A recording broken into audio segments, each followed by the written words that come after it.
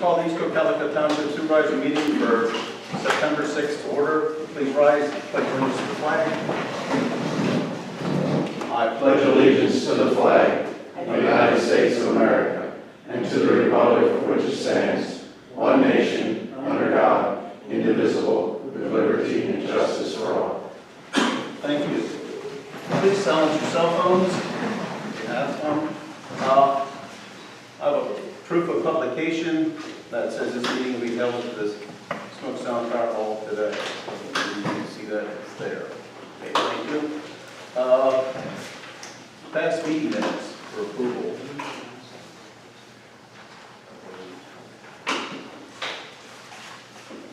Any additions or corrections to the minutes for the meeting Thursday, August 16th? I make a motion the minutes be accepted as presented. I'll second that. Any comments or questions? All in favor say aye. Aye. Opposed, no. Motion carried. Department reports. Police Department Chief. Thank you. Thank you.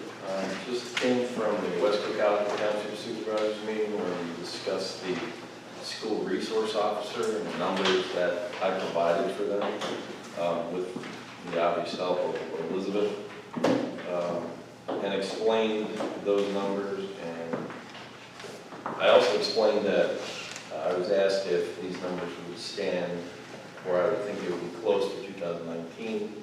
I guess what was said before, if the school district doesn't get the grant, they would probably budget for the school resource officer to start in the 2019-2020 school year. So I expressed the reasons why I did the numbers this way, and I also expressed that we haven't started, or we're just in the process of starting the 2019 budget, so therefore I can't say 100%, and they were fine with that. I did indicate that all our numbers, I only put $60,000 down for the anticipated grant money from the school. The school has, in previous meetings, indicated that they would pay for half of the resource officer. So these numbers for the other municipalities hopefully will be, I don't want to say a higher number, but we'll have that buffer in it.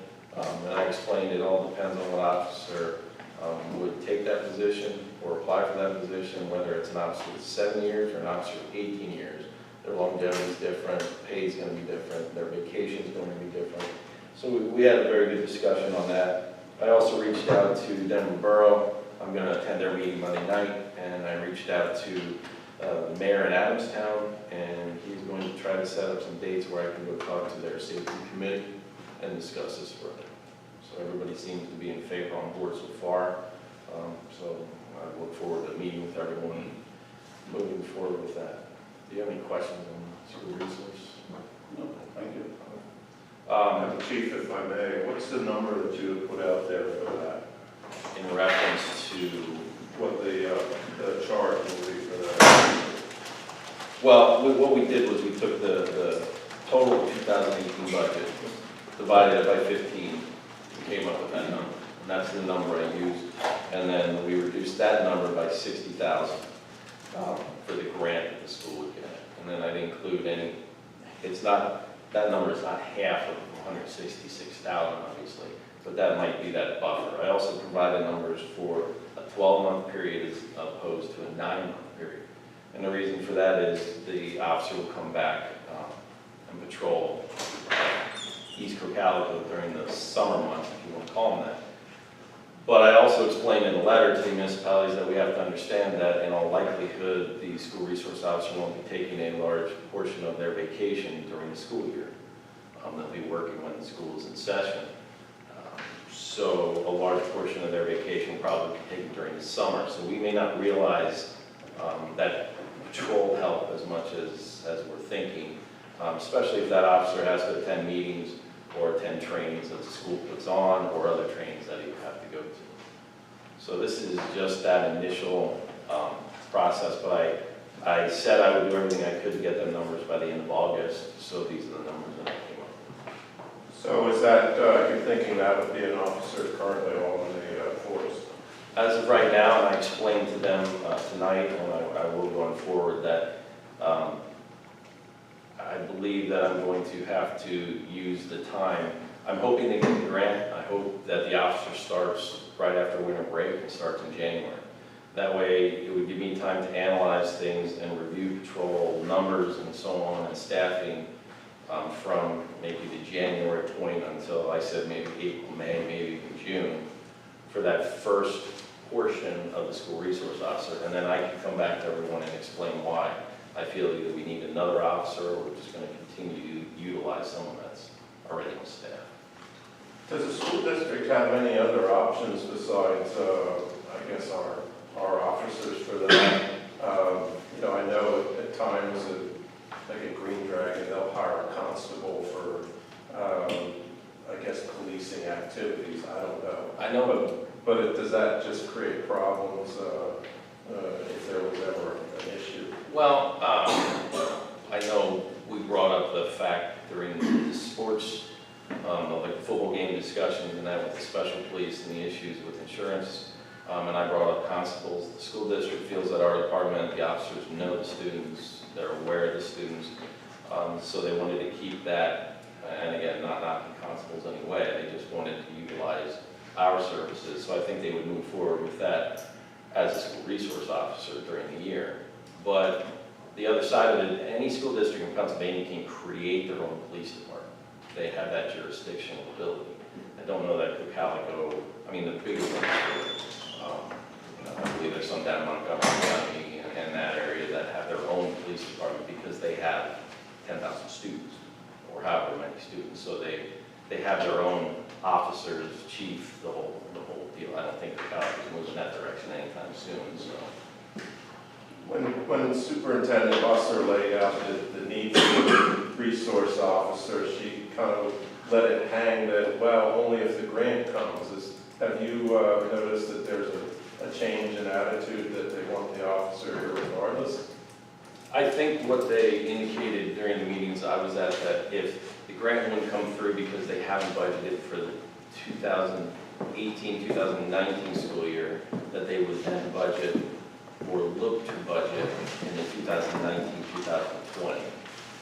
So they would have that cushion or that time frame. So they'll just delay it until the money's available. I guess I can say it that way. Any reaction from the West Cocalico crowd to the numbers, or? No, they were receptive. I know they indicated that they asked a couple other departments or school districts on how they break it down. I haven't seen all of that, so I would need to take a look at that. And they indicated that they would think it would be best if all four municipalities, once I kind of get the initial information out, would sit down together, have a discussion, you know, tell how each of them feels. But in a general sense, their board indicated that they feel it's a positive thing to have a school resource officer. Sounds like a leading topic at the next regional meeting. I'm assuming it's going to be. Chief, can I add something here also? You were asking about the other municipalities, Jeff. I think what happened in this case, which is a very good thing, is we did that 4-year forecast for the police department. So we have a very good working knowledge of our costs for each officer. So I think I'm hoping that helped a lot when we went over and talked to them, because we have our numbers. We have a very, very high confidence in our numbers now in terms of the carrying cost per officer. So. And it was hard to use anything else but the 2018 budget because those are actual numbers. Right. What we're looking for, and I indicated to them that, you know, it's kind of a fluid type thing. You know, it depends on a number of factors, and they seem to be okay with that. Right. You mentioned there was a variation in cost according to years of service. What is the numbers on that? Do you mean longevity-wise? Yeah, you said if an officer's there with less years of service, it's a different pricing. I don't have the contract in front of me. I know that an officer who's been with the department for a certain number of years, and again, I don't remember it exactly, but they start to accumulate longevity, and I think it might be 0.5%. So every year after that, for a set number of years, they accrue that longevity. I mean, it's obviously kind of the word is to keep, you know, the officers in the department for a long. It's not a period of large time. variation of dollars. Well, I don't know exactly, because I believe it could be, you know, if you're talking a 3-year officer as opposed to a 23-year officer, there's a big difference there. Okay, so. Chief, if I may. You were saying, what, a lot of ifs. Say the grant doesn't go through this year, 2019, 2020. Will they possibly increase that 60 to 70, 80,000? Well, I mean, where do they come up with the 60,000? That was just the amount of the grant. That's great. Oh, so they just, That, I just used that number for now because I figured it would give that buffer to everyone, instead of using what would be 83,000 for the school district. So there's, the number is probably 23, as of what I gave them, and these are not the set numbers, but, you know, it's probably $23,000 difference as I'm looking at it right now. I was just, you know, who sets that number as far as the state grant? Yeah, that was the grant, the money that they could get if they did it. And they broke the students down, I think, I think that I have it here, Addison was 8.88% total. East was 41.72, Denver was 21.35. So those are the variations in total number of students from elementary on to high school. and the number we're carrying, just to put in perspective, at East Cocalico, we're carrying 41.72% of the student body. So we're carrying 42% of the students over there. Moving on, I know I'm going to present numbers and my full report at the next meeting, but I wanted to make, I mentioned this during the meeting. We've had, I guess I shouldn't have opened my mouth at the last meeting saying we were slowing down. So we had a drug DUI, was suspected methamphetamine on August 30th, and that person was found in possession of methamphetamine and possibly is going to be charged with possession with intent to deliver. August 31st, we had two 18-year-old girls driving around throwing rocks from their car, and then when the officers tried to stop them, they fled. So they're being charged with various things, including fleeing, eluding, projectile and missiles, and basically that's the name of the charge. This means anything you throw from a car can be considered a missile. And then recklessly endangering, among other things. So there could have been some serious injuries on that, but thankfully there weren't. September 1st, there was one alcohol-related DUI. September 2nd, there were two alcohol-related DUIs. September 2nd, a person that was known to have warrants was found at one of the local motels. He was a felon in possession of a firearm, which is prohibited, and possession of drugs. I keep going here. September 3rd, another DUI, alcohol-related. On September 3rd, we found a juvenile that was reported missing by his parents. And on September 3rd, one of our officers made several arrests of juveniles that were stealing items out of unlocked cars at the Reamstown Athletic Association. So that was quite a busy week, basically, that we had. And great job done by the officer. The last thing I have is to ask for an executive session in reference to a personnel matter. Now? Want to do that now? That would be fine by me if that's Is acceptable. that okay? Okay, yeah. Can you do that? Sure. Okay, we're gonna make Go down to the basement, that's, Yeah, you can do that. yeah, well, I don't know when the trucks are coming back, so if you want to go to the basement, that's all right. Okay.